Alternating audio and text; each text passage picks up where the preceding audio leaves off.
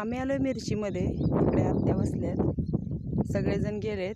करमेना झाले, काम पण करू वाटत नाहीये. खरं गवार तोडायची होती, पण काय झालं, दुसरा भाऊ मावस भाऊ भेटायला येणार होता जाताना, म्हणून गेलोच नाही गवारीत. तो एक अर्धा एक तास थांबला.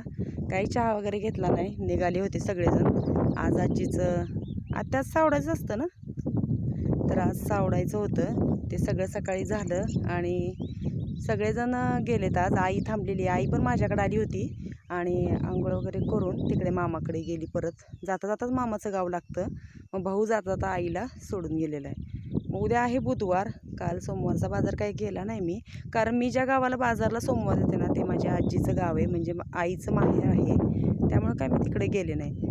आणि वातावरण काल थोडासा पाऊस झाला आहे, बरं वाटायला लागलं, कारण धान्य सगळं सुकून चाललं होतं.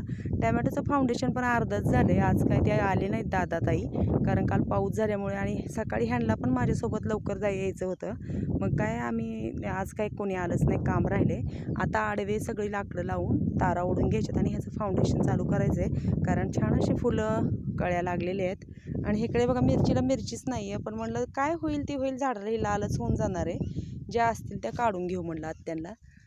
आणि इकडे बघा अशा आहेत एक दोन मिरच्या. सगळेजण आता गेलेत, मोठी बहीण, छोटी बहीण, मोठ्या बहिणीचे मिस्टर, सगळे भाऊ वहिनी सगळेजण गेले, वडील पण गेलेत. फक्त आई राहिली मागे, आईला जाता येणार नाही एक बाकीचे सगळे हे होऊसपर्यंत. 2 दिवस झालं माझे काही व्हिडिओ आलेलेच नाही आहेत. असं व्हिडिओ पण टाकायचं मन नव्हतं, कारण आजी गेल्यामुळे खूप सारं असं वाईट वाटत होतं. मामा पण गेलेत, आमच्या मामांना पण बरं नाही आहे. मामांना पण घेऊन गेली आहे सोबत बहीण. सांगते मी तुम्हाला मामांना काय झाले ते, कसं वातावरण झाले ते नक्की कमेंटमध्ये सांगा. चला म्हणलं एक छोटासा व्हिडिओ घ्यावा.